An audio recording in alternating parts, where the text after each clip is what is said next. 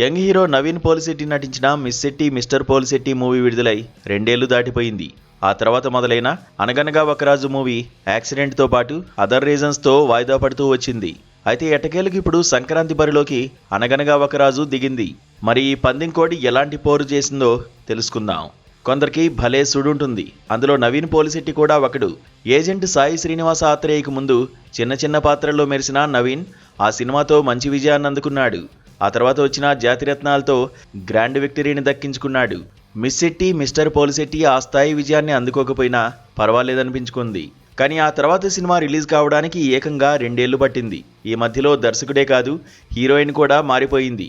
అయితే ఈ ఆలస్యాన్ని పట్టించుకునే అభిమానులు నవీన్ పోలిశెట్టి మళ్లీ అనగనగా ఒక రాజుతో మెస్మరైజ్ చేస్తాడని, మంచి విజయాన్ని అందుకుంటాడని నమ్మారు.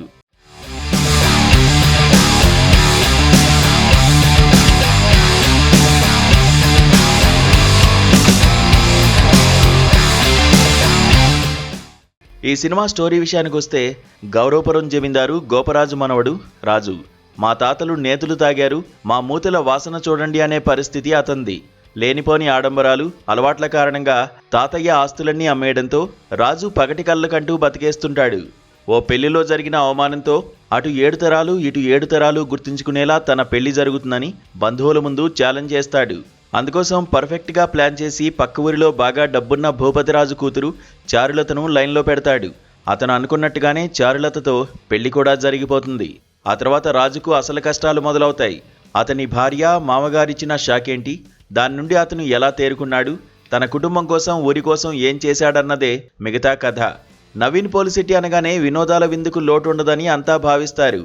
అదేవిధంగా ఈ సినిమాలో ప్రతి సీన్లో పంచ్ డైలాగ్స్ను పెట్టేశాడు దర్శకుడు మారి. అతనికి ఇది మొదటి సినిమానే అయినా అలాంటి ఫీలింగ్ ఎక్కడా మనకు రాదు. సందర్భానుసారంగా సంభాషణలను ఫన్తో నింపేశాడు. దాంతో థియేటర్లోని ప్రేక్షకులు తెగ నవ్వుకుంటారు. కానీ వచ్చిన చిక్కేమిటంటే, ఈ కథలో ఇసుమంత కూడా కొత్తదనం లేదు. ఆస్తిపరుడని భావించిన మామగారు నిండా అప్పుల్లో మునిగిపోవడం ఒక ట్విస్ట్ అయితే, జమీందారు మనవడిని చేసుకుంటున్నామని భూపతిరాజు భావిస్తే అతను బికారివాడు కావడం మరో ట్విస్ట్. చివరికి ఇద్దరి పరిస్థితి జోగి జోగి రాసుకుంటే బూడిదరాలినట్టవుతుంది. నిజానికి ఇది ఇంట్రెస్టింగ్ పాయింటే. అయితే ఈ కష్టాల నుండి వాళ్ళు ఎలా బయటపడ్డారనే విషయంలో దర్శకుడు పూర్తిగా తప్పటడుగులు వేసేశాడు. కథ అటు ఇటు తిరిగి చివరకు పొలిటికల్ డ్రామా వైపు మళ్ళింది. క్లైమాక్స్లో చిన్న ట్విస్ట్ ఇచ్చి ప్రేక్షకుల్లో కాస్తంత ఉత్సుకత రేకెత్తించాడు. కానీ లేకపోతే సినిమా ఫలితం మరింత దారుణంగా ఉండేది. నవీన్ పోలిశెట్టి తన పాత్రకు సంపూర్ణ న్యాయం చేశాడు. పంచ్ డైలాగ్స్ రాసుకుని థియేటర్లో నవ్వుల పూలు పూయించే ప్రయత్నం చేశాడు. కానీ బలహీనమైన కథ కథనం కారణంగా సన్నివేశాలు తేలిపోయాయి. మీనాక్షి చౌదరి తన పాత్రను బాగానే చేసింది. ఫస్ట్ హాఫ్లో వీరిద్దరి మధ్య కెమిస్ట్రీ ఓకే, కానీ సెకండ్ హాఫ్లో అస్సలు కెమిస్ట్రీనే లేదు. చాలా సాదాసీదాగా వాళ్ల మధ్య సీన్స్ సాగాయి. అలాగే విలన్ కాని విలన్ పాత్రలో తారక్ పొన్నప్ప నటించాడు. ఇతర పాత్రలను రావు రమేష్, ఝాన్సీ, చమక్ చంద్ర, మహేష్ ఆచంట, భద్రం, గోపరాజు రమణ, మధుసూదన్ రావు, అనంత్, రమణ భార్గవ, సత్యశ్రీ, రోహిణి, ప్రియా తదితరులు పోషించారు.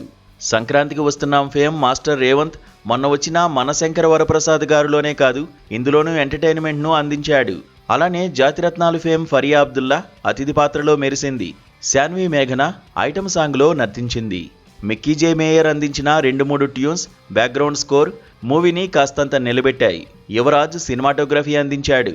నిర్మాత సూర్యదేవర నాగవంశీ, సాయి సౌజన్య రాజీ పడకుండానే దీన్ని తీసిన ప్రేక్షకులు పెట్టుకున్న అంచనాలను అనగనగా ఒక రాజు అందుకోలేకపోయాడు.